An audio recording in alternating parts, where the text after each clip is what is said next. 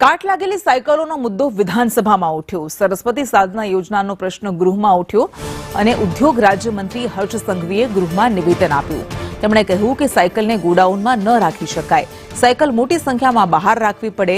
વરસાદને કારણે સાયકલમાં કાટ લાગી જાય છે। કાટ લાગેલી સાયકલ પર કલર કરીને વિદ્યાર્થીઓને આપવામાં આવી છે। અને વધુ વિગત સાથે સંવાદદાતા હિરેન રાવલ જોડાઈ ગયા છે। હિરેન, એ કરોડોની સાયકલો કે જે વિદ્યાર્થીઓ માટે મૂકવામાં આવે છે પરંતુ એમને પડી રહે છે, એ વિદ્યાર્થીઓને ઉપયોગમાં નથી લેવામાં આવતી અને આ મુદ્દો આજે ગૃહમાં ગુંજ્યો। શું જવાબ આવ્યા છે?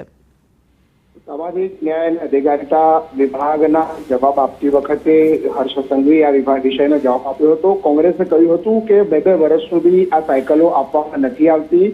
સાયકલો ખુલ્લામાં પડી રહે છે, એના કારણે ભંગાર થઈ જાય છે અને પછી ભંગાર થયેલી સાયકલો જે છે એને કલર કરી ફરીથી આપવામાં આવે છે। જો કે સરકારે કહ્યું કે આ વાત ખોટી છે, આ કોઈ કામ થતું નથી। જે સાયકલો છે ક્યાંક થોડો કાટ લાગેલો હશે તો એને પણ તરત રિપેર કરવામાં આવે છે અને પછી આપવામાં આવે છે।